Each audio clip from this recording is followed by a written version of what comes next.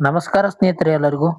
ಇವತ್ತಿನ ಒಂದು ಪ್ರಮುಖ ವಿಷಯ ಪ್ರಚಲಿತ ವಿದ್ಯಮಾನಗಳಿಗೆ ಸಂಬಂಧಿಸಿದಂತ ಮಾಹಿತಿಯನ್ನು ತಿಳಿದುಕೊಳ್ಳೋಣ. 37/7/2026. ಓಕೆ. ಇವತ್ತು ಬಂದಿರುವಂತಹ ಪ್ರಮುಖ ಪ್ರಚಲಿತ ಘಟನೆಗಳ ಬಗ್ಗೆ ಸಂಬಂಧಿಸಿದಂತ ಮಾಹಿತಿಯನ್ನು ತಿಳಿದುಕೊಳ್ಳೋಣ. ನೀವೇನಾದ್ರೂ ಹೊಸಬರಾದ್ರೆ ನಮ್ಮ ಒಂದು KS ಟ್ಯೂಟೋರಿಯಲ್ಗೆ ಎಲ್ಲರೂ ಸಬ್ಸ್ಕ್ರೈಬ್ ಆಗಿ. ಓಕೆ. ಇದೇ ರೀತಿಯಾದಂತ ಕರೆಂಟ್ ಅಫೇರ್ಸ್ಗಳಿಗೆ ನಮ್ಮ ಒಂದು ಚಾನಲ್ಗೆ ಸಬ್ಸ್ಕ್ರೈಬ್ ಆಗಿ ಲೈಕ್ ಕೊಡ್ರಿ ಈ ಒಂದು ವಿಡಿಯೋಕ್ಕೆ. ಓಕೆ.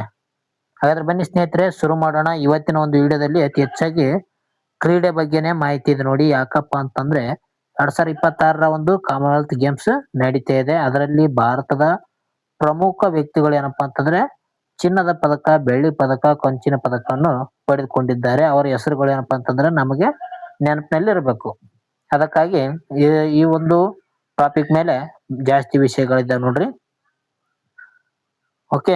ಪ್ರಮುಖ ಮಾಹಿತಿ ಬಗ್ಗೆ ತಿಳಿದುಕೊಳ್ಳ್ರಿ. ಇಲ್ಲಿ ಏನು ಕೇಳ್ತಾ ಇದ್ದಾರೆ, ಏನ್ ಕೊಟ್ಟಿದ್ದಾರೆ ಅಂತ ನೋಡೋಣ. ಓಕೆ. ಮೊದಲನೇದಾಗಿ ಕಾಮನ್ವೆಲ್ತ್ ಗೇಮ್ಸ್ ಇತಿಹಾಸದಲ್ಲಿ ಪ್ಯಾರಾ ಅಥ್ಲೆಟಿಕ್ಸ್ ನಲ್ಲಿ ಚಿನ್ನದ ಪದಕ ಗೆದ್ದಂತ ಮೊದಲ ಭಾರತೀಯ ಮಹಿಳೆ ಯಾರು ಅಂತ ಕೊಟ್ಟಿದ್ದಾರೆ ನೋಡ್ರಿ.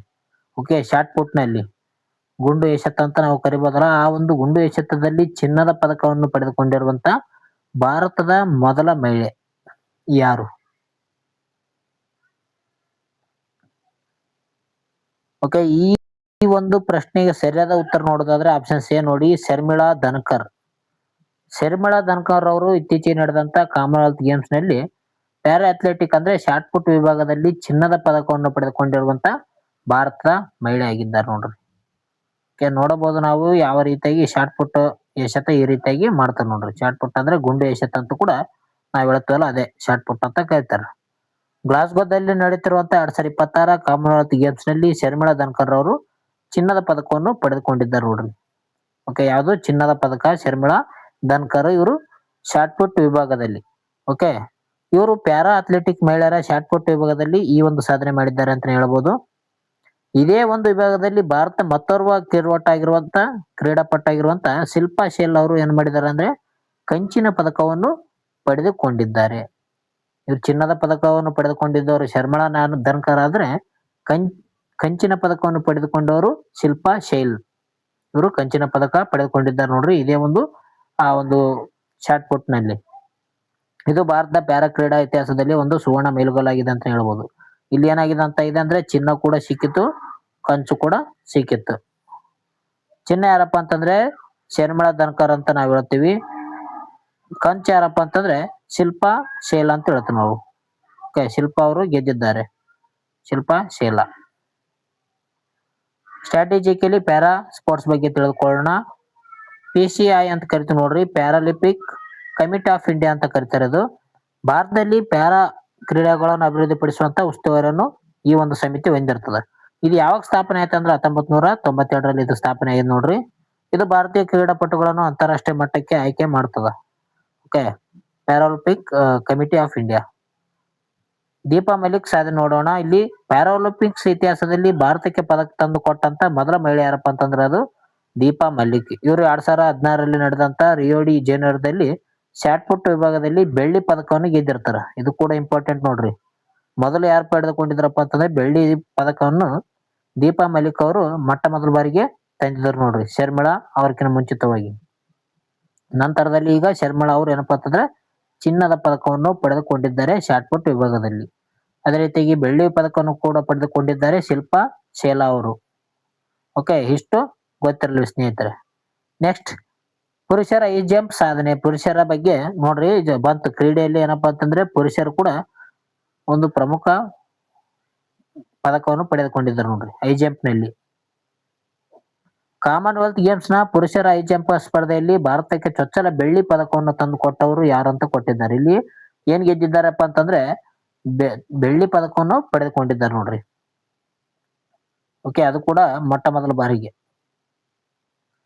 ಇದಕ್ಕೆ ಸರಿಯಾದ ಉತ್ತರ ಸರ್ವೇಶ್ ಅನಿಲ್ ಕುಶಾರೆ ನೋಡ್ರಿ. ಸರಿಯಾದ ಉತ್ತರ ಸರ್ವೇಶ್ ಅನಿಲ್ ಕುಶಾರ್ ಅವರು ಈ ಒಂದು ಹೈ ಜಂಪ್ ವಿಭಾಗದಲ್ಲಿ ಬೆಳ್ಳಿ ಪದಕವನ್ನು ಪಡೆದುಕೊಂಡಿದ್ದಾರೆ. ಸ್ನೇಹಿತರೆ ನೋಟ್ ಮಾಡ್ಕೋಬಹುದು ಅಥವಾ ನೋಡ್ಕೊಳ್ರಿ.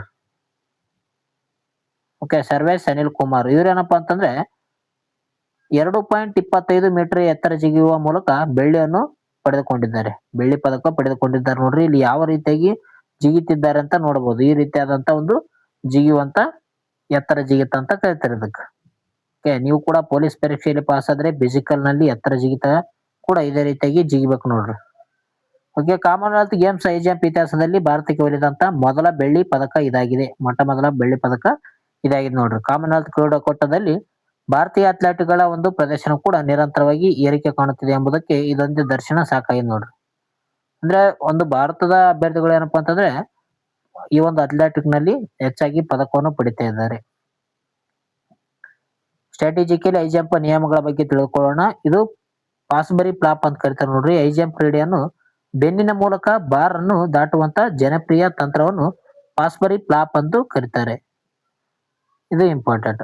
ನಾಳೆ ಪರೀಕ್ಷೆಯಲ್ಲಿ ಪಾಸ್ಬರಿ ಫ್ಲಾಪ್ ಅಂತ ಏನಂತ ಕೇಳಿದ್ರೆ ಅದು ಎತ್ತರ ಜಿಗಿಯಂತ ಅಂದ್ರೆ ಹೈ ಜಂಪ್ ನಲ್ಲಿ ಕ್ರೀಡೆಯಲ್ಲಿ ಬಳಸುವಂತ ಒಂದು ನಿಯಮ ಆಗಿದೆ ನೋಡ್ರಿ. ಇದನ್ನ 1968ರಲ್ಲಿ ಡಿಕ್ ಫಾಸ್ಬರಿ ಪರಿಚಯ ಮಾಡ್ತಾರೆ. ಈ ಒಂದು ಕ್ರೀಡಾಕೂಟದಲ್ಲಿ ನಡೆಯುವಂತ ನಿಯಮ ಏನಪ್ಪಾ ಅಂತಂದ್ರೆ ಕ್ರೀಡಾಪಟುಗಳು ಒಂದು ಕಾಲಿನ ಮೇಲೆ ಮಾತ್ರ ಜಿಗುತವನ್ನು ಪ್ರಾರಂಭಿಸಬೇಕಾದ. ಅಂದ್ರೆ ಈ ಎತ್ತರ ಜಿಗಿತದಲ್ಲಿ ಏನಪ್ಪಾ ಅಂತಂದ್ರೆ ಮೊದಲು ಒಂದು ಕಾಲು ಮಾತ್ರ ಮೇಲ್ಗಡೆ ಹಾಕ್ಬೇಕಾತ್ ನೋಡ್ರಿ, ನಂತರ ಇನ್ನೊಂದು ಕಾಲು ತಕ್ಕೋಬೇಕಾಗುತ್ತ. ಓಕೆ, ಪುರುಷರ ಹೈ ಜಂಪ್ ನಲ್ಲಿ ಕ್ಯೂಬಾದ ಜೇವಿಯರ್ ಸೋಟೋಮೇಯರ್ ಅವರು ವಿಶ್ವ ದಾಖಲೆ ಹೊಂದಿದ್ದಾರೆ ನೋಡ್ರಿ. ಜೇವಿಯರ್ ಸೋಟೋಮೇಯರ್ ಇವರು 2.45 ಎತ್ತರವನ್ನು ಜಿಗಿದಿದ್ದಾರೆ. 2.45 ಮೀಟರ್ ಎತ್ತರವನ್ನು ಜಿಗಿದಿದ್ದಾರೆ ನೋಡ್ರಿ. ನಮ್ಮ ಭಾರತದ ವ್ಯಕ್ತಿ ಏನಪ್ಪಾ ಅಂತಂದ್ರೆ 2.25 ಮೀಟರ್ ಅಷ್ಟು ಜಿಗಿದಿದ್ದಾರೆ. ಅದಕ್ಕಾಗಿ ಬೆಳ್ಳಿ ಪದಕವನ್ನು ಪಡೆದುಕೊಂಡಿದ್ದಾರೆ. ಇವರು ವಿಶ್ವ ದಾಖಲೆ ಮಾಡಿದ್ದಾರೆ ಅಂತ ಹೇಳ್ಬೋದು. ಕ್ಯೂಬಾದ ಜೇವಿಯರ್ ಸೋಟೋಮೇಯರ್. ಭಾರತೀಯ ಅಥ್ಲೆಟಿಕ್ ಫೆಡರೇಷನ್ ಅಂತ ಕರಿತೀವಿ ನೋಡು. ಇದು ಭಾರತದ ಕ್ರೀಡಾಕೂಟಗಳನ್ನು ಆಯೋಜಿಸ ಮಾಡ್ತದ. ಇದು ಸ್ಥಾಪನೆ ಆಗಿದ್ದು 1946ರಲ್ಲಿ ಸ್ಥಾಪನೆ ಆದದ. ನವದೆಹಲಿಯಲ್ಲಿ ಇದರ ಒಂದು ಕೇಂದ್ರ ಕಚೇರಿ ಕಂಡು ಬರುತ್ತೆ. ನೆಕ್ಸ್ಟ್ ಟ್ರ್ಯಾಕ್ ಅಂಡ್ ಫೀಲ್ಡ್ ಅಂತ ಹೇಳ್ತೀವಿ. ಈ ಒಂದು ಕ್ರೀಡೆಯಲ್ಲಿ ಕಾಮನ್ವೆಲ್ತ್ ಗೇಮ್ಸ್ ನಲ್ಲಿ 10,000 ಮೀಟರ್ ಓಟದ ಸ್ಪರ್ಧೆಯಲ್ಲಿ ಬೆಳ್ಳಿ ಪದಕವನ್ನು ಗೆದ್ದಂತ ಮೊದಲ ಭಾರತೀಯ ಯಾರು? ನೋಡ್ರಿ, ಎಲ್ಲಾ ಒಂದು ಕ್ಷೇತ್ರದಲ್ಲಿ ಕೂಡ ಭಾರತೀಯರು ಗೆದ್ತಾ ಇದ್ದಾರೆ. ಅತಿ ಹೆಚ್ಚಾಗಿ ಈಗ ಹೈ ಜಂಪ್ ಅಲ್ಲಿ ಬೆಳ್ಳಿ ಪದಕ, ಈಗ ಓಟದಲ್ಲಿ ಕೂಡ ಬೆಳ್ಳಿ ಪದಕವನ್ನು ಪಡೆದುಕೊಂಡಿದ್ದಾರೆ ನೋಡ್ರಿ 10,000 ಓಟರಲ್ಲಿ. ಇದಕ್ಕೆ ಸರಿಯಾದ ಉತ್ತರ ಆಪ್ಷನ್ಸ್ ಬಿ ನೋಡಿ, ಗುಲ್ವೀರ್ ಸಿಂಗ್ ಅಂತ ಹೇಳ್ತೀವಿ. ಇವರು 10,000 ಮೀಟರ್ ಓಟದಲ್ಲಿ ಬೆಳ್ಳಿ ಪದಕವನ್ನು ಪಡೆದುಕೊಂಡಿದ್ದಾರೆ. 10,000 ಮೀಟರ್ ಏನಪ್ಪಾ ಅಂತಂದ್ರೆ ವಿಭಾಗದಲ್ಲಿ ಗುಲ್ವರ್ ಸಿಂಗ್ ಏನಪ್ಪಾ ಅಂತಂದ್ರೆ ಬೆಳ್ಳಿ ಪದಕವನ್ನು ಪಡೆದುಕೊಂಡಿದ್ದಾರೆ. ಗುಲ್ವೀರ್ ಸಿಂಗ್. ಓಕೆ, ಇದು ದೀರ್ಘಾವಧಿ ಓಟ ಅಂತ ಹೇಳ್ಬೋದು. ಇಲ್ಲಿ ನೋಡಬಹುದು ನೀವು ಯಾವ ರೀತಿಯಾಗಿ ಓಟ ಓಡೋದಂತ ಕೂಡ ಇಲ್ಲಿ ಓಟ ಹಾಕಿದ್ದೀನಿ. ಈ ಒಂದು ವಿಭಾಗದಲ್ಲಿ ಬೆಳ್ಳಿ ಪದಕ ಗೆದ್ದಂತ ಪ್ರಪ್ರಥಮ ಭಾರತೀಯ ಎಂಬ ಹೆಗ್ಗಳಿಕೆಗೆ ಇವರು ಪಾತ್ರರಾಗಿದ್ದಾರೆ. 10,000 ಓಟದಲ್ಲಿ ಬೆಳ್ಳಿಯ ಪದಕವನ್ನು ಪಡೆದುಕೊಂಡಂತ ಮೊಟ್ಟ ಮೊದಲ ಆಟಗಾರ ಯಾರಾಗಿದ್ದಾರೆ ಅಂದ್ರೆ ಅದು ಗುಲ್ವೀರ್ ಸಿಂಗ್ ಆಗಿದ್ದಾರೆ ನೋಡ್ರಿ. 2026ರಲ್ಲಿ ಕಾಮನ್ವೆಲ್ತ್ ಗೇಮ್ಸ್ ನಲ್ಲಿ ಪಡೆದುಕೊಂಡಿದ್ದಾರೆ. ಆಫ್ರಿಕನ್ ದೇಶಗಳ ಪ್ರಾಬಲ್ಯವಿರುವಂತಹ ದೀರ್ಘಾವಧಿ ಓಟದಲ್ಲಿ ಭಾರತೀಯರ ಒಂದು ಈ ಸಾಧನೆ ಅತ್ಯಂತ ಮಹತ್ವದಾಗಿದೆ ಅಂತ ಹೇಳ್ಬೋದು. ಯಾಕಂದ್ರೆ ಆಫ್ರಿಕಾದ ಒಂದು ವ್ಯಕ್ತಿಗಳು ಏನಪ್ಪಾ ಅಂತಂದ್ರೆ ಅತಿ ಹೆಚ್ಚಾಗಿ ಓಟದಲ್ಲಿ ಮುಂದಿರ್ತಾರ. ಅಂತದ್ರಲ್ಲಿ ನಮ್ಮ ಒಂದು ಭಾರತ ದೇಶದ ವ್ಯಕ್ತಿ ಬೆಳ್ಳಿ ಪದಕವನ್ನು ಗೆದ್ದಾರಂದ್ರೆ ಇದು ಮಹತ್ವದ ಸಾಧನೆ ಆಗಿದೆ ಅಂತಾನೆ ಹೇಳ್ಬೋದು ನೋಡ್ರಿ. ಸ್ಟ್ರಾಟಜಿಕಲ್ಲಿ 10,000 ಮೀಟರ್ ಓಟದ ಬಗ್ಗೆ ಕೊಟ್ಟಿದ್ದಾರೆ. ಇದು ಒಲಿಂಪಿಕ್ಸ್ ಕಾಮನ್ವೆಲ್ತ್ ಕ್ರೀಡಾಕೂಟಗಳಲ್ಲಿ ಅತಿ ಉದ್ದದ ಟ್ರ್ಯಾಕ್ ಓಟ ಆಗಿರುತ್ತೆ ನೋಡ್ರಿ. ಸ್ಟ್ಯಾಂಡರ್ಡ್ 400 ಮೀಟರ್ ಟ್ರ್ಯಾಕ್ಗಳಲ್ಲಿ ಕ್ರೀಡಾಪಟುಗಳು 25 ಸುತ್ತುಗಳನ್ನು ಹಾಕಬೇಕಾಗ್ತದೆ. ಅಂದ್ರೆ 25 ಏನಪ್ಪಾ ಅಂತಂದ್ರೆ 100 ಆಗುತ್ತಾ, 00 ಮತ್ತೆ. ಓಕೆ, ಟೋಟಲ್ ಆಗಿ 10,000 ಮೀಟರ್ ಏನಪ್ಪಾ ಅಂತಂದ್ರೆ ಓಟ ಓಡಬೇಕಾಗ್ತದ. ಅದೇ ರೀತಿ ಫ್ಲೈಯಿಂಗ್ ಸಿಕ್ ಅಂತ ಕರಿತೀವಿ ನೋಡ್ರಿ. ಇದು ಕೂಡ ಪ್ರಮುಖವಾಗಿ ನೋಡ್ಲೇಬೇಕಾದಂತ ಒಂದು ಹೆಸರಿದೆ, ಫ್ಲೈಯಿಂಗ್ ಸಿಕ್. ಭಾರತದ ಅಂತ್ಯಕಥೆಯಾದಂತ ಮಿಲ್ಕಾ ಸಿಂಗ್ ಅವರನ್ನು ಏನಪ್ಪಾ ಅಂತಂದ್ರೆ ಫ್ಲೈಯಿಂಗ್ ಸಿಕ್ ಎಂದು ಕರಿತಾರೆ ನೋಡ್ರಿ. ಫ್ಲೈಯಿಂಗ್ ಸಿಕ್ ಯಾರಂದು ಕರಿತಾರೆ ಅಂತ ಪ್ರಶ್ನೆ ಆಗಿದೆ ಈಗ ಆಲ್ರೆಡಿ. ಮಿಲ್ಕಾ ಸಿಂಗ್ ಅವರಿಗೆ ಫ್ಲೈಯಿಂಗ್ ಸಿಕ್ ಎಂದು ಕರಿತಾರೆ ನೋಡ್ರಿ. ಇವರು 1958ರಲ್ಲಿ ಕಾಮನ್ವೆಲ್ತ್ ಕ್ರೀಡಾಕೂಟದಲ್ಲಿ ಚಿನ್ನದ ಗೆದ್ದಂತ ಮೊದಲ ಭಾರತೀಯ ಅಥ್ಲೆಟಿಕ್ ಆಗಿರ್ತಾರೆ. ಓಕೆ, ಚಿನ್ನದ ಪದಕ ಗೆದ್ತಾರೆ ನೋಡ್ರಿ 1958ರಲ್ಲಿ ಮಿಲ್ಕಾ ಸಿಂಗ್ ಅವರು. ನೆಕ್ಸ್ಟ್ ಶೂಟಿಂಗ್ ವಿಭಾಗದಲ್ಲಿ ಗೆದ್ದಿದ್ದಾರೆ. ಈಗ ಶೂಟಿಂಗ್ ವಿಭಾಗ ಹೈ ಜಂಪ್ ನೋಡಿದೀವಿ, ಶಾರ್ಟ್ ಪುಟ್ ನೋಡಿದೀವಿ ಮತ್ತು ಓಟವನ್ನು ಕೂಡ ನೋಡಿದೀವಿ. ಈಗ ಶೂಟಿಂಗ್ ವಿಭಾಗದಲ್ಲಿ ನೋಡೋಣ. ಚೀನಾದಲ್ಲಿ ನಡೆದಂತ ISSF ಶೂಟಿಂಗ್ ವಿಶ್ವಕಪ್ 2026ರಲ್ಲಿ ಮಹಿಳೆಯರ 25 ಮೀಟರ್ ಪಿಸ್ತೂಲ್ ವಿಭಾಗದಲ್ಲಿ ಚಿನ್ನದ ಪದಕವನ್ನು ಗೆದ್ದವರು ಯಾರು? ಶೂಟಿಂಗ್ ನಲ್ಲಿ ಏನಪ್ಪಾ ಅಂತಂದ್ರೆ ಚಿನ್ನದ ಪದಕ ಪಡೆದುಕೊಂಡಿದ್ದಾರೆ ನೋಡ್ರಿ. ಶೂಟಿಂಗ್ ನಲ್ಲಿ ಚಿನ್ನದ ಪದಕ ಬಂದಿದೆ. ಇದಕ್ಕೆ ಸರಿಯಾದ ಉತ್ತರ ಆಪ್ಷನ್ಸ್ ಬಿ ನೋಡಿ, ಈಶಾ ಸಿಂಗ್ ಅಂತ ಹೇಳ್ತೀವಲ್ಲ, ಇವ್ರು ಏನ್ ಮಾಡಿದಾರಪ್ಪ ಅಂತಂದ್ರೆ ಶೂಟಿಂಗ್ ನಲ್ಲಿ ಚಿನ್ನದ ಪದಕವನ್ನು ಪಡೆದುಕೊಂಡಿದ್ದಾರೆ. ಓಕೆ, ಚಿನ್ನದ ಪದಕ ಪಡೆದುಕೊಂಡಿದ್ದಾರೆ ಅಂತ ಹೇಳ್ಬೋದು. ಭಾರತ ಯುವ ಶೂಟರ್ ಆಗಿರುವಂತಹ ಈಶಾ ಸಿಂಗ್ ಅವರು ಚೀನಾದಲ್ಲಿ ನಡೆದಿರುವಂತಹ ವಿಶ್ವಕಪ್ ಟೂರ್ನಿಯಲ್ಲಿ 25 ಮೀಟರ್ ಪಿಸ್ತೂಲ್ ಸ್ಪರ್ಧೆಯಲ್ಲಿ ಚಿನ್ನದ ಪದಕವನ್ನು ಮುಡಿಗೇರಿಸಿಕೊಂಡಿದ್ದಾರೆ. 25 ಮೀಟರ್ ಸ್ಪರ್ಧೆಯಲ್ಲಿ ಏನಪ್ಪಾ ಅಂತಂದ್ರೆ ಚಿನ್ನದ ಪದಕ ಪಡೆದುಕೊಂಡಿದ್ದಾರೆ ನೋಡ್ರಿ. ಅದೇ ರೀತಿಯಾಗಿ ಮನು ಭಾಕರ್ ಅವರಿಗೆ ಕಂಚು ದೊರೆತಿದೆ. ಇದೇ ಒಂದು ವಿಭಾಗದಲ್ಲಿ ಪ್ಯಾರಿಸ್ ಒಲಿಂಪಿಕ್ಸ್ ನ ಒಂದು ತಾರೆಯಾಗಿರುವಂತಹ ಮನು ಭಾಕರ್ ಅವರು ಕಂಚಿನ ಪದಕಕ್ಕೆ ತೃಪ್ತಿ ಪಟ್ಟಿದ್ದಾರೆ. ನೋಡ್ರಿ, ಇದೇ ಒಂದು ಕ್ರೀಡೆಯಲ್ಲಿ ಏನಪ್ಪಾ ಅಂತಂದ್ರೆ ಚಿನ್ನದ ಪದಕವನ್ನು ಗೆದ್ದಂತ ಮಹಿಳೆ ಯಾರಂದ್ರೆ ಅದು ಈಶಾ ಸಿಂಗ್. ಅದೇ ರೀತಿಯಾಗಿ ನಂತರ ಕಂಚಿನ ಪದಕವನ್ನು ಪಡೆದುಕೊಂಡ ಮಹಿಳೆ ಯಾರಪ್ಪ ಅಂತಂದ್ರೆ ಭಾರತದ ತಾರೆಯಾಗಿರುವಂತ ಮನು ಭಾಕರ್. ಓಕೆ, 2 ಪದಕಗಳು ಕೂಡ ಇಲ್ಲಿ 2 ಪದಕಗಳು ಭಾರತಕ್ಕೆ ಬಂದಂತಾಗಿದೆ. ಭಾರತೀಯ ಮಹಿಳಾ ಶೂಟರ್ಗಳು ಜಾಗತಿಕವಾಗಿ ಮಟ್ಟದಲ್ಲಿ ತಮ್ಮ ಅದ್ಭುತ ಒಂದು ಫಾರ್ಮ್ ಅನ್ನು ಮುಂದುವರಿಸುತ್ತಿದ್ದಾರೆ ಅಂತಾನೆ ಹೇಳ್ಬೋದು. ಅಲ್ಲಿ ಕೂಡ ಆ ಅದೇ ರೀತಿಯಾಗಿ ಬಂತು, ಇಲ್ಲಿ ಕೂಡ 2 ಪದಕ ಬಂದ ನೋಡ್ರಿ. ಓಕೆ, ISSF ಬಗ್ಗೆ ತಿಳಿದುಕೊಳ್ಳೋಣ. ಇದು ಏನಪ್ಪಾ ಅಂತಂದ್ರೆ ಇಂಟರ್ನ್ಯಾಷನಲ್ ಶೂಟಿಂಗ್ ಸ್ಪೋರ್ಟ್ಸ್ ಫೆಡರೇಷನ್ ಅಂತ ಕರೀತಾರೆ. ಇದು ಒಲಿಂಪಿಕ್ ಶೂಟಿಂಗ್ ಸ್ಪರ್ಧೆಗಳನ್ನು ಅಂತಾರಾಷ್ಟ್ರೀಯ ಆಡಳಿತ ಮಂಡಳಿ ಆಗಿದೆ ಅಂತ ಹೇಳ್ಬೋದು. ಇದನ್ನು 1907ರಲ್ಲಿ ಸ್ಥಾಪನೆ ಮಾಡ್ತಾರ. ಇದರ ಒಂದು ಪ್ರಧಾನ ಕಚೇರಿ ಜರ್ಮನಿಯ ಒಂದು ಮ್ಯೂನಿಚ್ ನಲ್ಲಿ ಕಂಡು ಬರುತ್ತೆ ನೋಡ್ರಿ. ಓಕೆ, 1907ರಲ್ಲಿ ಇದು ಸ್ಥಾಪನೆ ಆಗ್ತದೆ. ಅದೇ ರೀತಿಯಾಗಿ ಶೂಟಿಂಗ್ ಬಗ್ಗೆ ನೋಡೋದಾದ್ರೆ ಶೂಟಿಂಗ್ ನಲ್ಲಿ ಭಾರತೀಯ ಅಭಿನವ್ ಬಿಂದ್ರಾ ಪ್ರಮುಖವಾಗಿದ್ದಾರೆ ನೋಡ್ರಿ. 2008ರ ಬೀಜಿಂಗ್ ನಲ್ಲಿ ಒಲಿಂಪಿಕ್ಸ್ ನಲ್ಲಿ ವೈಯಕ್ತಿಕ ಚಿನ್ನದ ಪದಕ ಗೆದ್ದಂತ ಭಾರತ ಮೊದಲ ಕ್ರೀಡಾಪಟು ಎಂಬ ಹೆಗ್ಗಳಿಕೆಗೆ ಇವರು ಒಂದು ಪಾತ್ರರಾಗಿದ್ದಾರೆ. ಇವರು ಶೂಟಿಂಗ್ ವಿಭಾಗಕ್ಕೆ ಸಂಬಂಧಿಸಿದ್ದಾರೆ ಅಭಿನವ್ ಬಿಂದ್ರಾ. ಓಕೆ, 2008ರಲ್ಲಿ ಏನ್ ಮಾಡಿರ್ತಾರೆ, ಚಿನ್ನದ ಪದಕವನ್ನು ಪಡೆದುಕೊಂಡಿದ್ದಾರೆ ಅಭಿನವ್ ಬಿಂದ್ರಾ ಅವರು. ನೆಕ್ಸ್ಟ್ ಸ್ಕ್ವಾಶ್ ಚಾಂಪಿಯನ್ಶಿಪ್ ನೋಡ್ರಿ ಕಾಮನ್ವೆಲ್ತ್ ಕ್ರೀಡಾಕೂಟದ್ವೇ ಜಾಸ್ತಿ ಟಾಪಿಕ್ ಇದೆ. ಯಾಕಪ್ಪ ಅಂತಂದ್ರೆ ಅತಿ ಹೆಚ್ಚಾಗಿ ಪ್ರಶಸ್ತಿ ಗೆದ್ದಿತಾ ಇದ್ದಾರೆ. ಅದಕ್ಕಾಗಿ ನ್ಯೂಸ್ ಅಲ್ಲಿ ಇದರದ್ದೇ ಮಾಹಿತಿ. ವರ್ಲ್ಡ್ ಜೂನಿಯರ್ ಸ್ಕ್ವಾಶ್ ಚಾಂಪಿಯನ್ಶಿಪ್ ನ ಬಾಲಕಿಯರ ಸಿಂಗಲ್ಸ್ ಪ್ರಶಸ್ತಿಗೆ ಗೆದ್ದಂತ ಮೊದಲ ಭಾರತೀಯ ವ್ಯಕ್ತಿ ಯಾರಂತ ಕೊಟ್ಟಿದ್ದಾರೆ. ಇದಕ್ಕೆ ಸರಿಯಾದ ಉತ್ತರ ಅನಾಥ್ ಸಿಂಗ್ ನೋಡಿ. ಅನಾಥ್ ಸಿಂಗ್, ಆಪ್ಷನ್ ಬಿ ಇದಕ್ಕೆ ಸರಿಯಾದ ಉತ್ತರ ಅನಾಥ್ ಸಿಂಗ್. ದೆಹಲಿ ಮೂಲದ ಯುವ ಆಟಗಾರ್ತಿ ಅನಾಥ್ ಸಿಂಗ್ ಅವರು ವರ್ಲ್ಡ್ ಜೂನಿಯರ್ ಸ್ಕ್ವಾಶ್ ಚಾಂಪಿಯನ್ಶಿಪ್ ನಲ್ಲಿ ಬಾಲಕಿಯರ ಸಿಂಗಲ್ಸ್ ಪ್ರಶಸ್ತಿಯನ್ನು ಮುಡಿಗೇರಿಸಿಕೊಂಡಿದ್ದಾರೆ. ಈ ಒಂದು ಸಾಧನೆ ಮಾಡಿದಂತ ಪ್ರಪ್ರಥಮ ಭಾರತೀಯರೆಂಬ ಹೆಗ್ಗಳಿಕೆಗೆ ಇವರು ಪಾತ್ರರಾಗಿದ್ದಾರೆ ಅಂತಾನೆ ಹೇಳ್ತೀವಿ. ಓಕೆ, ಅದೇ ರೀತಿ ಇಂದಿನ ಸಾಧನೆ ಅಂದ್ರೆ ಇವ್ರಕ್ಕಿಂತ ಮುಂಚಿತವಾಗಿ ಯಾರು ಗೆದ್ದಿದ್ದಾರೆ ಅಂತ ನೋಡೋಣ. ಇವ್ರಕ್ಕಿಂತ ಮುಂಚಿತವಾಗಿ ರಾಷ್ಟ್ರೀಯ ಮಟ್ಟದಲ್ಲಿ ಅತ್ಯಂತ ಕಿರಿಯ ಒಂದು ಸ್ಕ್ವಾಶ್ ಚಾಂಪಿಯನ್ಶಿಪ್ ಆಗಿದ್ದಾರೆ ಅಂತ ಹೇಳ್ಬೋದು. ಓಕೆ, 2022ರ ಒಂದು ಬರ್ಮಿಂಗ್ಹ್ಯಾಮ್ನ ಒಂದು ಕಾಮನ್ವೆಲ್ತ್ ಗೇಮ್ಸ್ ನಲ್ಲಿ ಭಾರತವನ್ನು ಪ್ರತಿನಿಧಿಸಿದಂತ ಅತಿ ಕಿರಿಯ ಅಥ್ಲೆಟಿಕ್ ಇವರಾಗಿರ್ತಾರ. ಅಂದ್ರೆ 2022ರಲ್ಲಿ ಇವರು ಬರ್ಮಿಂಗ್ಹ್ಯಾಮ್ ನಲ್ಲಿ ಕಾಮನ್ವೆಲ್ತ್ ಕ್ರೀಡಾಕೂಟದಲ್ಲಿ ಭಾಗಿಯಾಗಿರುವಂತ ವ್ಯಕ್ತಿಯಾಗಿದ್ದಾರೆ ನೋಡಿ. ಸ್ಟ್ರಾಟಜಿಕಲಿ ಸ್ಕ್ವಾಶ್ ಬಗ್ಗೆ ಮಾಹಿತಿ ಇದೆ ನೋಡಿ.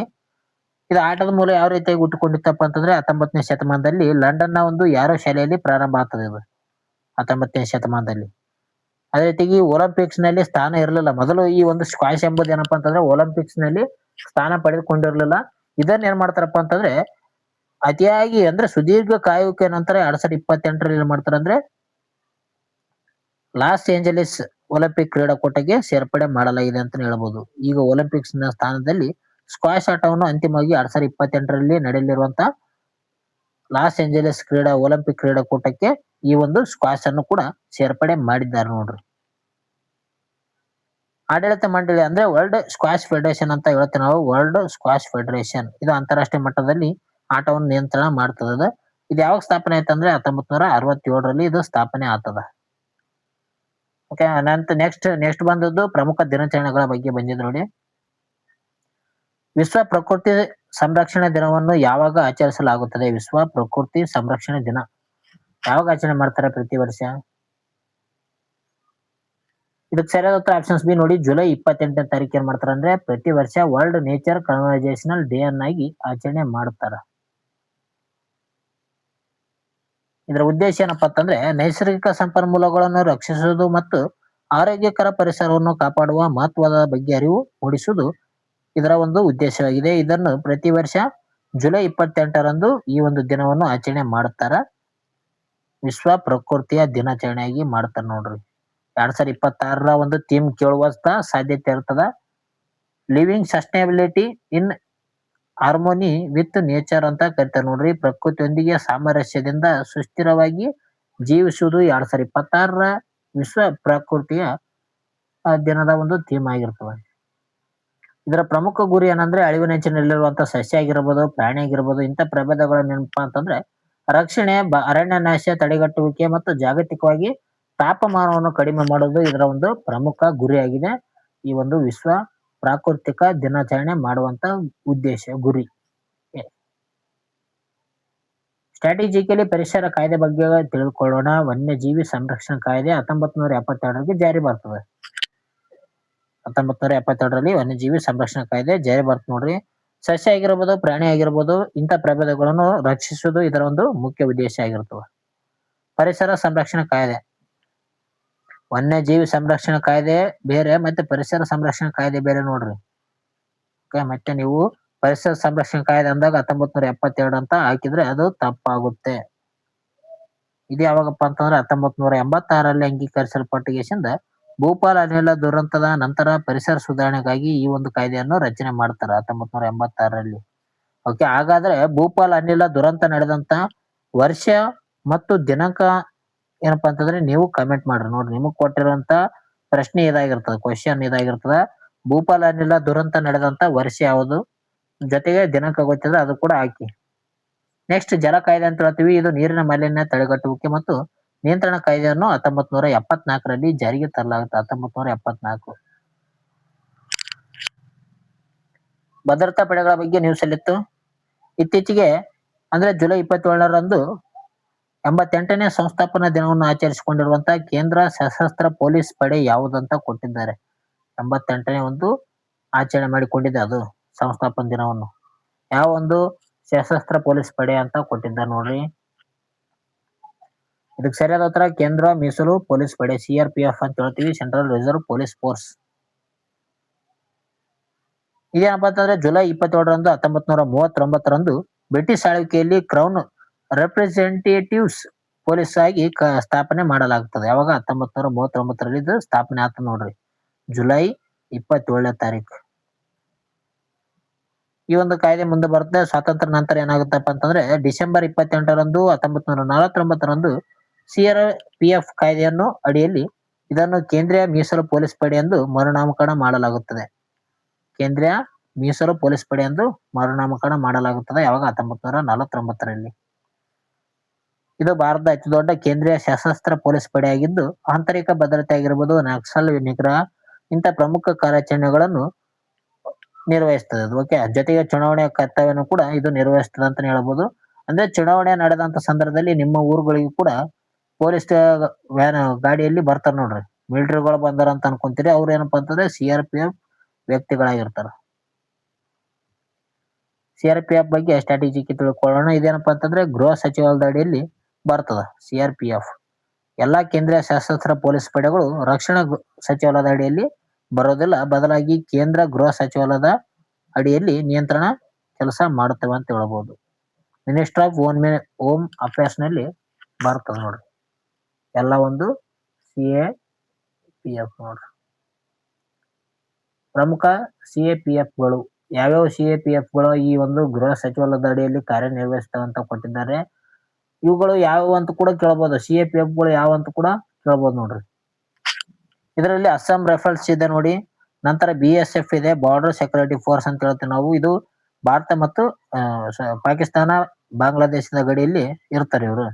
ನೆಕ್ಸ್ಟ್ ITBP ವರ್ಧ, ಇದು ಚೀನಾ ಗಡಿಯಲ್ಲಿ ಕಂಡು ಬರ್ತಾರೆ ಇವರು. ಸಶಸ್ತ್ರ ಸೀಮಾ ಬಲ SSB ಅಂತ ಹೇಳ್ತೀವಿ, ಸಶಸ್ತ್ರ ಸೀಮಾ ಬಲ. ಇವರು ನೇಪಾಳ ಭೂತಾನದಲ್ಲಿ ಗಡಿಯಲ್ಲಿ ಇರ್ತಾರ. CISF ಇವರು ಕೈಗಾರಿಕೆ ಭದ್ರತೆಯನ್ನು ಒದಗಿಸ್ತಾರ. ನೆಕ್ಸ್ಟ್ NSG ಅಂತ ಹೇಳ್ತೀವಿ, ನ್ಯಾಷನಲ್ ಸೆಕ್ಯೂರಿಟಿ ಗಾರ್ಡ್, ಭಯೋತ್ಪಾದನೆ ನಿಗ್ರಹ ಆಗಿದ್ದ ನೋಡ್ರಿ. ನೆಕ್ಸ್ಟ್ ಭಾರತ ಟಿಬೆಟ್ ನಡುವಿನ ಐತಿಹಾಸಿಕ ವ್ಯಾಪಾರ ಮಾರ್ಗವಾದಂತ ನಾಥುಲಾ ಪಾಸ್ ಯಾವ ರಾಜ್ಯದಲ್ಲಿ ಕಂಡು ಬರ್ತದೆ? ನಾಥುಲಾ ಪಾಸ್ ಯಾವ ಒಂದು ರಾಜ್ಯದಲ್ಲಿ ಕಂಡು ಬರ್ತದೆ ನೋಡ್ರಿ. ಪಾಸ್ಗಳು ಯಾವ ಒಂದು ಸ್ಥಳಗಳಲ್ಲಿ ಯಾವ್ಯಾವ ಒಂದು ಪ್ರಮುಖವಾದಂತ ಮಾರ್ಗಗಳು, ವ್ಯಾಪಾರ ಮಾರ್ಗಗಳು ಇದೆ, ಅದರ ಮೇಲೆ ಪ್ರಶ್ನೆ ಕೇಳ್ತಾರ ನೋಡ್ರಿ. ನಾಥುಲಾ ಪಾಸ್ ಇದು ಎಲ್ಲಿ ಕಂಡು ಬರ್ತದೆ ಅಂದ್ರೆ ಸಿಕ್ಕಿಂನಲ್ಲಿ ಕಂಡು ಬರ್ತದೆ. ಬಿ ಸರಿಯಾದ ಉತ್ತರ ಇದೆ ನೋಡ್ರಿ, ಸಿಕ್ಕಿಂನಲ್ಲಿ ಕಂಡು ಬರ್ತದೆ. ಓಕೆ, ಕೋವಿಡ್-19 ಸಾಂಕ್ರಾಮಿಕ ರೋಗದ ಕಾರಣದಿಂದಾಗಿ ಮುಚ್ಚಲ್ಪಟ್ಟಿದ್ದಂತ ಈ ಒಂದು ನಾಥುಲಾ ಪಾಸ್ ವ್ಯಾಪಾರ ಮಾರ್ಗವನ್ನು ಈಗ ಆಗಸ್ಟ್ 1ರಂದು 2026ರಿಂದ ಅಧಿಕೃತವಾಗಿ ಪುನರಾರಂಭಿಸಲಾಗುತ್ತದೆ.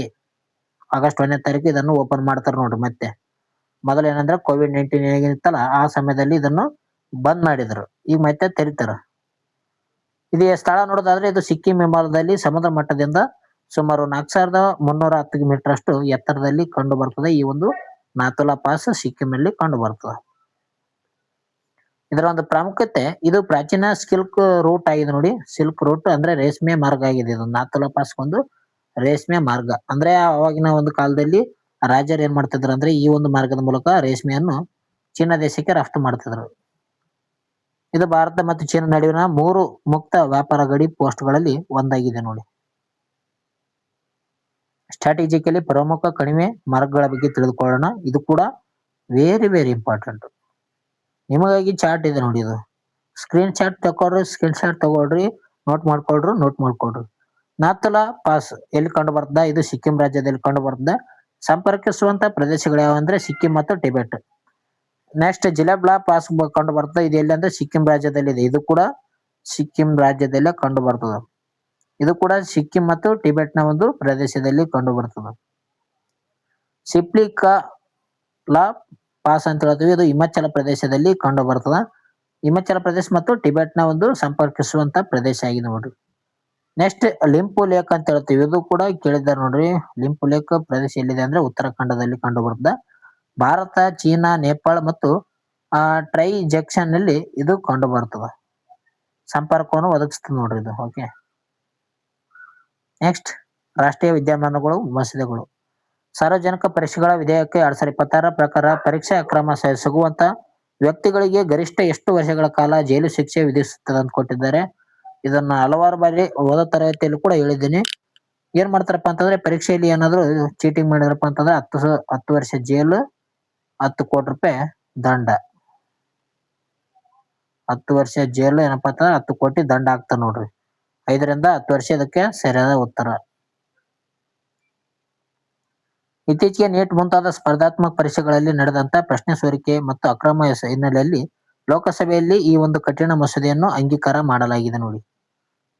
ಇದಕ್ಕೆ ದಂಡನೆಯನ್ನು ಕೊಟ್ಟಿದ್ದಾರೆ ಅಂದ್ರೆ ಪರೀಕ್ಷಾ ಅಕ್ರಮಗಳ ಭಾಗಿಯಾಗುವಂತ ವ್ಯಕ್ತಿಗಳು ಅಥವಾ ಸಂಸ್ಥೆಗಳಿಗೆ 5ರಿಂದ 10 ವರ್ಷಗಳ ಒಂದು ಕಠಿಣ ಜೈಲು ಶಿಕ್ಷೆ ವಿಧಿಸಲಾಗುತ್ತದೆ. ದಂಡ ಮತ್ತೆ ನೋಡೋದಾದ್ರೆ ಇದರ ಜೊತೆಗೆ ಕನಿಷ್ಠ 50 ಲಕ್ಷದಿಂದ 10 ಕೋಟಿವರೆಗೂ ರೂಪಾಯಿವರೆಗೆ ದಂಡವನ್ನು ವಿಧಿಸುವಂತ ಒಂದು ಅವಕಾಶನೂ ಕೂಡ ಈ ಒಂದು ವಿಧೇಯಕದಲ್ಲಿ ಒಳಗೊಂಡಿದೆ ಅಂತ ಹೇಳ್ಬೋದು. ಮಸೂದೆಯನ್ನು ಪಾಸ್ ಮಾಡ್ತಾ ಇದ್ದಾರೆ. ನಂದನ್ ನೀಲಕೇಣಿ ಇದ್ರ ಬಗ್ಗೆ ಹೇಳಿದ್ನಲ್ಲ, ಇದರ ಒಂದು ಅಧ್ಯಕ್ಷರಾಗಿ ಈ ಒಂದು ಸಮಿತಿ ಅಧ್ಯಕ್ಷರಾಗಿದ್ದಾರೆ ನೋಡ್ರಿ. ಅಂದ್ರೆ ಈ ಒಂದು ಏನ್ ನೀಟ್ ಪರೀಕ್ಷೆಗೆ ಸೋರಿಕೆಯನ್ನು ತಡೆಯಲು ಮಾಡಿದ್ದಾರೆ ಯಾವುದೇ ಒಂದು ಸ್ಪರ್ಧಾತ್ಮಕ ಪರೀಕ್ಷೆಯಲ್ಲಿ. NTIA ಅಂತ ಹೇಳ್ತೀವಿ ನೋಡ್ರಿ. ಇದು ನ್ಯಾಷನಲ್ ಟೆಸ್ಟಿಂಗ್ ಏಜೆನ್ಸಿ ಅಂತ ನಾವು ಕರಿತೀವಿ ಇದಕ್ಕೆ. ಓಕೆ. ಇದು NTIA ಏನಪ್ಪಾ ಅಂತಂದ್ರೆ ಉನ್ನತ ಶಿಕ್ಷಣ ಸಂಸ್ಥೆಗಳಿಗೆ ಪ್ರವೇಶ ಮತ್ತು ಫೆಲೋಶಿಪ್ಗಳಿಗಾಗಿ ಪ್ರವೇಶ ಪರೀಕ್ಷೆಗಳನ್ನು ನಡೆಸಲು ಇದನ್ನು ಸ್ಥಾಪನೆ ಮಾಡ್ತಾರೆ 2017ರಲ್ಲಿ. ನವೆಂಬರ್ 2017ರಲ್ಲಿ ಇದನ್ನು ಸ್ಥಾಪನೆ ಮಾಡ್ತಾರೆ ನೋಡ್ರಿ. ಇದು ನೀಟ್ ಆಗಿರ್ಬೋದು, JEA, UGC ಮತ್ತೆ ನೆಟ್ ಪರೀಕ್ಷೆಗಳನ್ನು ಇದು ನಡೆಸ್ತದೆ. ಇದನ್ನು ಸೊಸೈಟೀಸ್ ರಿಜಿಸ್ಟ್ರೇಷನ್ ಆಕ್ಟ್ 1860ರ ಒಂದು ಅಡಿಯಲ್ಲಿ ಸ್ವಾಯತ್ತ ಸಂಸ್ಥೆಯಾಗಿ ನೋಂದಾಯಿಸಿ ಮಾಡಲಾಗಿದೆ. 1860ರ ಒಂದು ಅಡಿಯಲ್ಲಿ ಇದು ಕೇಂದ್ರ ಶಿಕ್ಷಣ ಸಚಿವಾಲಯದ ಅಡಿಯಲ್ಲಿ ಕಾರ್ಯನಿರ್ವಹಿಸ್ತದೆ ನೋಡ್ರಿ. ನ್ಯಾಷನಲ್ ಟೆಸ್ಟಿಂಗ್ ಏಜೆನ್ಸಿ ಯಾವ ಒಂದು ಅಡಿಯಲ್ಲಿ? ಕೇಂದ್ರ ಶಿಕ್ಷಣ ಸಚಿವಾಲಯದ ಅಡಿಯಲ್ಲಿ ಬರ್ತದೆ. ಇದು 2017ರಲ್ಲಿ ಸ್ಥಾಪನೆ ಆಗಿದೆ. ಇದು ಗೊತ್ತಿರಲಿ. ನೆಕ್ಸ್ಟ್ ಸರ್ಕಾರಿ ಯೋಜನೆಗಳ ಮೇಲೆ ಇದು ನೋಡಿ. ಗ್ರಾಮೀಣ ಪ್ರದೇಶಗಳಲ್ಲಿ ಡಿಜಿಟಲ್ ಮೂಲಸೌಕರ್ಯ ಒದಗಿಸಲು ದಾನ್ವೀರ್ ಉಪಕ್ರಮವನ್ನು ಯಾವ ಸಚಿವಾಲಯ ಪ್ರಾರಂಭಿಸಿದೆ? ದಾನ್ವೀರ್ ಉಪಕ್ರಮ ಪ್ರಾರಂಭ ಮಾಡಿರುವಂತ ಒಂದು ಸಚಿವಾಲಯ ಯಾವುದು ನೋಡ್ರಿ? ಕೊನೆ ಕ್ಷಣದ ತಯಾರಿಯಲ್ಲಿ ಕೂಡ ಇಂಪಾರ್ಟೆಂಟ್. ಇವತ್ತಿಂದ ಕೂಡ ಕೇಳಬಹುದಂತ ಸಾಧ್ಯತೆ ಇರ್ತದೆ. 2ನೇ ತಾರೀಕು ಪರೀಕ್ಷೆ ಇದೆ ಪೊಲೀಸ್ ಕಾನ್ಸ್ಟೇಬಲ್. ಓಕೆ. 2ನೇ ತಾರೀಕು ಪರೀಕ್ಷೆ ಇದೆಪ್ಪ ಅಂತಂದ್ರೆ 30ನೇ ತಾರೀಕು ಏನ್ ಬಂದಿದೆ ದಾನ್ವೀರ್ ಉಪಕ್ರಮವನ್ನು ಯಾವ ಸಚಿವಾಲಯ ಪ್ರಾರಂಭಿಸಿದೆ ಅಂತ ಕೂಡ ಕೇಳುವಂತ ಸಾಧ್ಯತೆ ಇದೆ. ಅದಕ್ಕಾಗಿ ನೋಡ್ಕೊಳ್ರಿ, ಮಿಸ್ ಮಾಡಕ್ ಹೋಗ್ಬೇಡ್ರಿ. 2ನೇ ತಾರೀಕುವರೆಗೂ ಏನಪ್ಪಾ ಅಂತ ಪ್ರಮುಖವಾಗಿರುತ್ತೆ ನೋಡ್ರಿ. ಯಾವ ಟೈಮು ಕೂಡ ಯಾವ ಪ್ರಶ್ನೆ ಕೇಳ್ತಾರಂತ ಅವರಿಗೆ ಗೊತ್ತಿರ್ತದೆ. ದಾನ್ವೀರ್ ಉಪಕ್ರಮ ಸರಿಯಾದ ಉತ್ತರ ಪಂಚಾಯತ್ ರಾಜ್ ಸಚಿವಾಲಯ ನೋಡ್ರಿ. ಇಲ್ಲಿ ಗ್ರಾಮೀಣ ಪ್ರದೇಶದ ಡಿಜಿಟಲ್ ಮೂಲಸೌಕರ್ಯ ಒದಗಿಸಲು ದಾನಿಯರ ಉಪಕ್ರಮವನ್ನು ಪಂಚಾಯತ್ ರಾಜ್ ಸಚಿವಾಲಯ ಪ್ರಾರಂಭ ಮಾಡಿದೆ. ಪಂಚಾಯತ್ ರಾಜ್ ಸಚಿವಾಲಯ ಜುಲೈ 29, 2026ರಂದು ದಾನವೀರ ಉಪಕ್ರಮವನ್ನು ಉದ್ಘಾಟನೆ ಮಾಡಿದೆ ನೋಡಿ. ಉದ್ದೇಶ ಏನಪ್ಪಾ ಅಂತಂದ್ರೆ ಗ್ರಾಮೀಣ ಭಾಗದಲ್ಲಿ ಭಾರತದಲ್ಲಿ ಶಿಕ್ಷಣ, ಕೌಶಲ್ಯ ಅಭಿವೃದ್ಧಿ ಮತ್ತು ಆಡಳಿತವನ್ನು ಉತ್ತೇಜಿಸಲು ಹಳ್ಳಿಗಳಿಗೆ ಕಂಪ್ಯೂಟರ್ಗಳ ಮತ್ತು ಡಿಜಿಟಲ್ ಉಪಕ್ರಮಗಳನ್ನು ಒದಗಿಸುವುದು ಇದರ ಒಂದು ಪ್ರಮುಖ ಉದ್ದೇಶವಾಗಿದೆ. ಉಪಕರಣಗಳು ಗ್ರಾಮೀಣ ಒಂದು ಪ್ರದೇಶದಲ್ಲಿ ಮೇರಿ ಪಂಚಾಯತ್ ಆ್ಯಪ್ ಅಂತ ಕೂಡ ಬಿಡುಗಡೆ ಮಾಡಿದ್ದಾರೆ ನೋಡ್ರಿ. ಸಾರ್ವಜನಿಕರು, NGO ಮತ್ತು ಕಾರ್ಪೊರೇಟ್ ಕಂಪನಿಗಳು ಮೇರಿ ಪಂಚಾಯತ್ ಆ್ಯಪ್ ಮೂಲಕ ನೇರವಾಗಿ ಗ್ರಾಮ ಪಂಚಾಯತಿಗಳಿಗೆ ಕಂಪ್ಯೂಟರ್ಗಳನ್ನು ದಾನ ಮಾಡಬಹುದು. ಮೇರಿ ಪಂಚಾಯತ್ ಇದು ಆ್ಯಪ್ ಅದು ನೋಡ್ರಿ. ಮೇರಿ ಪಂಚಾಯತ್ ಎಂಬುದು ಒಂದು ಆ್ಯಪ್ ಅನ್ನು ಬಿಡುಗಡೆ ಮಾಡಿದ್ದಾರೆ. ಈ ಆ್ಯಪ್ ಮೂಲಕ ಏನಪ್ಪಾ ಅಂತಂದ್ರೆ ಗ್ರಾಮ ಪಂಚಾಯತಿಗಳಲ್ಲಿ ಕಂಪ್ಯೂಟರ್ ಅನ್ನು ದಾನವಾಗಿ ನೀಡಬಹುದು. ದಾನವೀರ್ ಉಪಕ್ರಮ ಉದ್ಘಾಟನೆ ಮಾಡಲಾಗಿದೆ. ದಾನವೀರ್ ಉಪಕ್ರಮ ಅಂತ ಇದಕ್ಕೆ ಹೆಸರಿಟ್ರ. ಇದು ಯಾವಾಗ ಪ್ರಾರಂಭ ಆಯ್ತು? ಜುಲೈ 29, 2026ರಾಗ. ಪಂಚಾಯತ್ ರಾಜ್ ವ್ಯವಸ್ಥೆ ಬಗ್ಗೆ ತಿಳ್ಕೊಳ್ಳೋಣ. ಇದು 1992 73ನೇ ಸಂವಿಧಾನ ತಿದ್ದುಪಡಿ ಕಾಯ್ದೆಯಲ್ಲಿ ಅನ್ವಯ ಬರ್ತದೆ. ಪಂಚಾಯತ್ ರಾಜ್ ಸಂಸ್ಥೆಗಳಿಗೆ ಸಾಂವಿಧಾನಿಕ ಸ್ಥಾನಮಾನವನ್ನು ನೀಡ್ತಾರೆ ನೋಡ್ರಿ. 73ನೇ ತಿದ್ದುಪಡಿ ಮಾಡ್ತಾರ. ಯಾವಾಗ? 1992ರಲ್ಲಿ. ಅನನ್ಯ ಸೂಚಿಯಲ್ಲಿ ಕಂಡು ಬರ್ತದ. ಇದ್ರ ಬಗ್ಗೆ ಕೂಡ ಹೇಳಿದೀನಿ. ಬಲವಂತರಾಯ್ ಮೆಹ್ತಾ ಸಮಿತಿ ನೆಕ್ಸ್ಟ್ ನೋಡ್ರಿ. ಬಲವಂತರಾಯ್ ಮೆಹ್ತಾ ಸಮಿತಿ ಕೂಡ ಇಂಪಾರ್ಟೆಂಟ್ ಆಗಿದೆ. ಇದು ಬಲವಂತರಾಯ್ ಮೆಹ್ತಾ ಸಮಿತಿ ಇವರು 1957ರಲ್ಲಿ ರಚನೆ ಆದಂತ ಈ ಸಮಿತಿ ಏನಪ್ಪಾ ಅಂತಂದ್ರೆ 3 ಹಂತದ ಒಂದು ಪಂಚಾಯತ್ ರಾಜ್ ವ್ಯವಸ್ಥೆಯನ್ನು ಶಿಫಾರಸು ಮಾಡುತ್ತದೆ. 3 ಹಂತಗಳು ಯಾವಪ್ಪ ಅಂತಂದ್ರೆ ಗ್ರಾಮ ಹಂತ ಮತ್ತು ತಾಲೂಕು ಹಂತ, ಜಿಲ್ಲಾ ಹಂತ. ಈ ರೀತಿಯಾದಂತ 3 ಹಂತಗಳನ್ನು ಶಿಫಾರಸು ಮಾಡಿದಂತ ಸಮಿತಿ ಯಾವ್ದಪ್ಪ ಅಂತಂದ್ರೆ ಅದು ಬಲವಂತರಾಯ್ ಮೆಹ್ತಾ ಸಮಿತಿ. ರಾಷ್ಟ್ರೀಯ ಪಂಚಾಯತ್ ರಾಜ್ ದಿನ ಯಾವಾಗ ಆಚರಣೆ ಮಾಡ್ತಾರಪ್ಪ ಅಂತಂದ್ರೆ ಪ್ರತಿ ವರ್ಷ ಏಪ್ರಿಲ್ 24ರಂದು ಭಾರತದಲ್ಲಿ ರಾಷ್ಟ್ರೀಯ ಪಂಚಾಯತ್ ರಾಜ್ ದಿನವನ್ನಾಗಿ ಆಚರಣೆ ಮಾಡುತ್ತಾರ. ಪಂಚಾಯತ್ ರಾಜ್ ದಿನಾಚರಣೆ ಏಪ್ರಿಲ್ 24. ಇಲ್ಲಿ ನೋಡ್ರಿ 1957ರಲ್ಲಿ ರಚನೆ ಆದಂತ ಸಮಿತಿ ಯಾವ್ದಂದ್ರೆ ಬಲವಂತರಾಯ್ ಮೆಹ್ತಾ ಸಮಿತಿ. 3 ಹಂತದ ಒಂದು ಮಾಹಿತಿ ಹೇಳುತ್ತೆ ನೋಡ್ರಿ. ಕೊನೆಯದಾಗಿ ಒನ್ಲೈನರ್ಸ್ ಇದ್ದ ನೋಡ್ರಿ. ಪ್ರಮುಖ ಅಂಶಗಳು. ವಲ್ಲೂರು ಅಜಯ್ ಬಾಬು 2026ರ ಒಂದು ಕಾಮನ್ವೆಲ್ತ್ ಗೇಮ್ಸ್ ನಲ್ಲಿ ವೇಟ್ ಲಿಫ್ಟಿಂಗ್ ನಲ್ಲಿ 79 kg ವಿಭಾಗದಲ್ಲಿ ಇವರು ಭಾರತಕ್ಕೆ ಬೆಳ್ಳಿ ಪದಕವನ್ನು ತಂದು ಕೊಟ್ಟಿದ್ದಾರೆ. ಇವರು ಕೂಡ ಬೆಳ್ಳಿ ಪದಕ ಗೆದ್ದಿದ್ದಾರೆ ನೋಡ್ರಿ. ಯಾವ ಒಂದು ಕ್ರೀಡೆಯಲ್ಲಿ ಅಂದ್ರೆ ವೇಟ್ ಲಿಫ್ಟಿಂಗ್. ಮೀರಾಬಾಯಿ ಚಾನ್ ಅವರು ಎತ್ತಾರಲ್ಲ ಅದೇ ರೀತಿಯಾಗಿ ಇವರು ಕೂಡ ಎತ್ತಿದ್ದಾರೆ. ವಲ್ಲೂರು ಅಜಯ್ ಬಾಬು ಇವರು ಕೂಡ ಬೆಳ್ಳಿ ಪದಕವನ್ನು ಪಡೆದುಕೊಂಡಿದ್ದಾರೆ. ಚೆನ್ನಂಬಂ ಋಷಿಕಾಂತ್ ಸಿಂಗ್ ಅಂತ ಹೇಳ್ತೀವಿ. ಇವರು ಕೂಡ ವೇಟ್ ಲಿಫ್ಟಿಂಗ್ ಸ್ಪರ್ಧೆಯಲ್ಲಿ 60 kg ವಿಭಾಗದಲ್ಲಿ ಬೆಳ್ಳಿ ಪದಕವನ್ನು ತಂದು ಕೊಟ್ಟಿದ್ದಾರೆ ಅಂತ ಹೇಳ್ಬೋದು. ಇವರು ಕೂಡ ಇನ್ನೊಬ್ಬ ವ್ಯಕ್ತಿಯಾಗಿದ್ದಾರೆ ನೋಡ್ರಿ. ಇವರಿಬ್ಬರು ಬೆಳ್ಳಿ ಪದಕವನ್ನು ತಂದು ಕೊಟ್ಟಿದ್ದಾರೆ ವೇಟ್ ಲಿಫ್ಟಿಂಗ್ ನಲ್ಲಿ. ನೆಕ್ಸ್ಟ್ ಗ್ರೇಟ್ ಯೋಜನೆ ಅಂತ ಹೇಳ್ತೀವಿ ನೋಡ್ರಿ. ಗ್ರೇಟ್ ಸ್ಕೀಮ್ ಜವಳಿ ಸಚಿವಾಲಯ ತಾಂತ್ರಿಕ ಜವಳಿ ವಲಯದಲ್ಲಿ ಸ್ಟಾರ್ಟ್ಅಪ್ ಗಳನ್ನು ಉತ್ತೇಜಿಸಲು ಈ ಒಂದು ಯೋಜನೆಯನ್ನು ಜಾರಿಗೆ ತಂದಿದೆ. Ministry of textiles technical textiles sector ಅನ್ನು ಉತ್ತೇಜನ ಮಾಡಲು ಈ ಒಂದು ಯೋಜನೆ ತರಲಾಗಿದೆ ನೋಡಿ. ಗ್ರೇಟ್ ಯೋಜನೆ. ಗ್ರೇಟ್ ಯೋಜನೆ ಬಗ್ಗೆ ಗೊತ್ತಿರಬೇಕಾದ ಗ್ರೇಟ್ ಯೋಜನೆ ಏನಪ್ಪಾ ಅಂತಂದ್ರೆ ಜವಳಿ ಸಚಿವಾಲಯ ಮತ್ತು ತಾಂತ್ರಿಕ ಜವಳಿ ವಲಯದಲ್ಲಿ ಸ್ಟಾರ್ಟ್ಅಪ್ ಗಳನ್ನು ಉತ್ತೇಜಿಸಲು ಈ ಒಂದು ಯೋಜನೆಯನ್ನು ತರಲಾಗಿದೆ. ಗ್ರೇಟ್ ಯೋಜನೆ.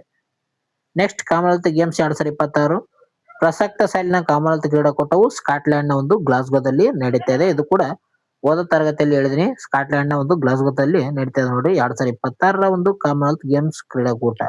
ಇವತ್ತಿನ ಒಂದು ವಿಡಿಯೋದಲ್ಲಿ ಏನಂತ ನೋಡಿದಂಗಾಯ್ತು, ರಿವಿಷನ್ ಮಾಡಿದ್ರೆ 2026ರಲ್ಲಿ ಕಾಮನ್ವೆಲ್ತ್ ಕ್ರೀಡಾಕೂಟದಲ್ಲಿ ನಡೆದಿರುವಂತ ಕ್ರೀಡೆಗಳಲ್ಲಿ ಪ್ರಶಸ್ತಿಗಳ ಬಗ್ಗೆ ನೋಡ್ಕೊಂಡಿವಿ. ಮತ್ತೆ ದಿನಾಚರಣೆ ನೋಡಿದಿವಿ. CRPF ದಿನಾಚರಣೆ ನೋಡಿದಿವಿ ಮತ್ತು ಪ್ರಮುಖವಾಗಿ ಇಲ್ಲಿ ಗ್ರೇಟ್ ಯೋಜನೆ ಬಗ್ಗೆ ನೋಡಿದಿವಿ. ದಾನ್ವೀರ್ ಯೋಜನೆ ಬಗ್ಗೆ ಕೂಡ ನೋಡಿದಿವಿ. ಈ ಒಂದು ಕ್ಲಾಸ್ ನಿಮ್ಗೆ ಅರ್ಥ ಆಗಿತ್ತಪ್ಪ ಅಂತಂದ್ರೆ ಲೈಕ್ ಕೊಡ್ರಿ ಮೊದಲು ಜಲ್ದಿ. ಇದೇ ರೀತಿಯಾಗಿ ತರಬೇಕಂದ್ರ ಲೈಕ್ ಕೊಡ್ರಿ ಮತ್ತು ಸೂಪರ್ ಅಂತ ಕಮೆಂಟ್ ಹಾಕ್ರಿ. ನೋಡಮ್ ಎಷ್ಟು ಜನ ಆಗ್ತಾರಂತ ಈ ಒಂದು ವಿಡಿಯೋಕ. ಎಷ್ಟು ನೀವು ಲೈಕ್ ಮಾಡ್ತಾರ ಅಂತ ಅನ್ಕೊಂಡ್ರೆ ಅಷ್ಟು ಲೈಕ್ ಪ್ರಕಾರ ನಾವೇನಪ್ಪ ಅಂತಂದ್ರೆ ಇನ್ನೂ ಒಂದು ಹೆಚ್ಚಿನ ವಿಡಿಯೋನ ತರ್ತೀನಿ. ನಮಗೂ ಕೂಡ ವಿಡಿಯೋ ಮಾಡಲು ಆಸಕ್ತಿದಾಯಕ ಆಗ್ಬೇಕಾಗ್ತದ. ಅದಕ್ಕಾಗಿ ನೀವು ಬೆಂಬಲ ನೀಡ್ರಿ, ಲೈಕ್ ಮಾಡ್ರಿ, ಸಬ್ಸ್ಕ್ರೈಬ್ ಮಾಡ್ರಿ, ನಿಮ್ ದೋಸ್ತರು ಕೂಡ ಶೇರ್ ಮಾಡ್ರಿ. ಎಲ್ಲವರು ಏನಪ್ಪಾ ಅಂತಂದ್ರೆ ಈ ಮೊದಲು ಸಬ್ಸ್ಕ್ರೈಬ್ ಮಾಡ್ರಿ ಹೊಸ ಬ್ರದರ್. ಓಕೆ, ಈ ಒಂದು ವಿಡಿಯೋ ಇಷ್ಟ ಆಯ್ತಪ್ಪ ಅಂತ ಲೈಕ್ ಮಾಡ್ರಿ. ಸ್ನೇಹಿತರೆ, 2ನೇ ತಾರೀಕು ಯಾರ ಭಾನುವಾರ ದಿನ ಪರೀಕ್ಷೆ ಬರ್ತಾ ಇದ್ದಾರಲ್ಲ CPC ಪರೀಕ್ಷೆ ಎಲ್ಲರೂ ಬರ್ತಾ ಇದ್ದಾರೆ ಅವರೆಲ್ಲರಿಗೂ ನನ್ನ ಕಡೆಯಿಂದ ಶುಭಾಶಯಗಳಾಗ್ಲಿ ಅಂತ ಕೇಳಿಕೊಳ್ಳುತ್ತಾ ಇವತ್ತಿನ ವಿಡಿಯೋದಲ್ಲಿ ನಾವು ನೋಡಿದ್ವಲ್ಲ ಅವೇನು ಬೆಳ್ಳಿ ಪದಕ ಚಿನ್ನದ ಪದಕ ಪಡೆದುಕೊಂಡಿದ್ದಾರೆ ಅವರೆಲ್ಲಾ ವ್ಯಕ್ತಿಗಳದ್ದು ಬಗ್ಗೆ ಗೊತ್ತಿರಲಿ ನೋಟ್ ಮಾಡ್ಕೊಳ್ರಿ ಇನ್ನೊಂದ್ಸಲ ವಿಡಿಯೋ ನೋಡಿ ಇಂಪಾರ್ಟೆಂಟ್ ಆಗಿದೆ ನೋಡ್ರಿ ನಾಳೆ ಒಂದು ಪರೀಕ್ಷೆಯಲ್ಲಿ ಕ್ವಶನ್ ಕೇಳುವಂತ ಸಾಧ್ಯತೆ ಇರ್ತದ ನೋಟ್ ಮಾಡ್ಕೊಡ್ರಿ ಅಥವಾ ಇನ್ನೊಂದ್ಸಲಿ ನೋಡ್ಕೊಡ್ರಿ ಓಕೆ ನೆಕ್ಸ್ಟ್ ವಿಡಿಯೋದಲ್ಲಿ ಸಿಗೋಣ ಜುಲೈ ತಿಂಗಳದು ಕೂಡ ನಾನು 1 ಮಂತ್ ವಿಡಿಯೋ ಮಾಡಿದೆ ನೋಡ್ರಿ ಅದು ಕೂಡ ನೋಡ್ಕೊಳ್ರಿ 1 ಮಂತ್ ವಿಡಿಯೋ ನೆಕ್ಸ್ಟ್ ಜೂನ್ ಮಾಡೋಣ ನೆಕ್ಸ್ಟ್ ಮುಂದೆ ಬರುವಂತ ವಿಲೇಜ್ ಅಕೌಂಟ್ ಆಗಿರ್ಬೋದು ಮತ್ತೆ ಇನ್ನು DRCR ಇದೆ ಅದರ ಒಂದು ಪೊಲೀಸ್ ಕಾನ್ಸ್ಟೇಬಲ್ ಕೂಡ ಹೆಲ್ಪ್ ಆಗುತ್ತೆ ಇದು ಕರೆಂಟ್ ಅಫೇರ್ಸ್ ಅದಕ್ಕೆ ಕೂಡ ಹೆಲ್ಪ್ ಆಗುತ್ತೆ ನೋಡ್ರಿ ನೆಕ್ಸ್ಟ್ SDFD ಕೂಡ ಬರುತ್ತಾ ಆದಷ್ಟು ಬೇಗ ಅದಕ್ಕೆ ಕೂಡ ಹೆಲ್ಪ್ ಆಗುತ್ತೆ ಅದಕ್ಕಾಗಿ ಎಲ್ಲರೂ ಸಬ್ಸ್ಕ್ರೈಬ್ ಮಾಡ್ಕೊಳ್ರಿ ಹೀಗೆ ಅದೇ ರೀತಿಯಾಗಿ ಇನ್ಸ್ಟಾಗ್ರಾಮ್ ನಲ್ಲಿ ಯಾರು ಫಾಲೋ ಆಗಿಲ್ಲ ಅವರು ಅಲ್ಲಿ ಕೂಡ ಫಾಲೋ ಆಗಿ ಅಂತ ಹೇಳುತ್ತಾ ಇವತ್ತಿನ ಒಂದು ವಿಡಿಯೋನ ಇಲ್ಲಿಗೆ ಮುಕ್ತಾಯ ಮಾಡೋಕ್ ಮುಂಚೆ ಕೊನೆಯದಾಗಿ ಒಂದು ಮಾಹಿತಿ ಏನಪ್ಪಾ ಅಂತಂದ್ರೆ ಎಕ್ಸಾಮ್ ಬರೀತಾ ಇದ್ರಲ್ಲ ಅವ್ರೇನಪ್ಪಾ ಅಂತಂದ್ರೆ ಪರೀಕ್ಷೆ ನಡೆಯುವಂತ 2 ಗಂಟೆ ಮುಂಚಿತವಾಗಿ ಪರೀಕ್ಷೆ ಹಾಲ್ಗೆ ಹೋಗಿ ಎಲ್ರು ಓಕೆ 10:30ಕ್ಕೆ ಪರೀಕ್ಷೆ ಆಗುತ್ತಂದ್ರೆ ನೀವು ಅಲ್ಲಿ 8 ಅನ್ನಷ್ಟಿಗೆ ಇರ್ಬೇಕು ನೋಡ್ರಿ ಅಲ್ಲಿ ಓಕೆ 8 AM ನಲ್ಲಿ ಆ ಒಂದು ಸ್ಥಳದಲ್ಲಿ ಪರೀಕ್ಷೆ ಹಾಲ್ನಲ್ಲಿ ಇರಬೇಕು ನಂತರ ಅಲ್ಲೇ ನಾಷ್ಟ ಗೀಷ್ಟ ಮಾಡಿಗೆಸಿಂದ ಅಲ್ಲೇ ಓದ್ಕೊಂಡ್ ಕುಂತು ಆಮೇಲೆ ಪರೀಕ್ಷೆನ ಬರೀರಿ ಎಲ್ರು ಓಕೆ ಇವತ್ತಿನ ಒಂದು ವಿಡಿಯೋನ ಇಲ್ಲಿಗೆ ಮುಕ್ತಾಯ ಮಾಡೋಣ ಇದೇ ರೀತಿಯಾದ ಪ್ರತಿನಿತ್ಯ ಒಂದು ಪ್ರಚಲಿತ ಘಟನೆಗಳಿಗಾಗಿ ನಮ್ಮನ್ನು ಸಬ್ಸ್ಕ್ರೈಬ್ ಆಗಿ ಅಂತ ಹೇಳ್ತಾ ವಿಡಿಯೋನ ಮುಕ್ತಾಯ ಮಾಡೋಣ ಟೇಕ್ ಕೇರ್ ಬೈ ಫ್ರೆಂಡ್ಸ್ ಮುಂದಿನ ವಿಡಿಯೋದಲ್ಲಿ ಸಿಗೋಣ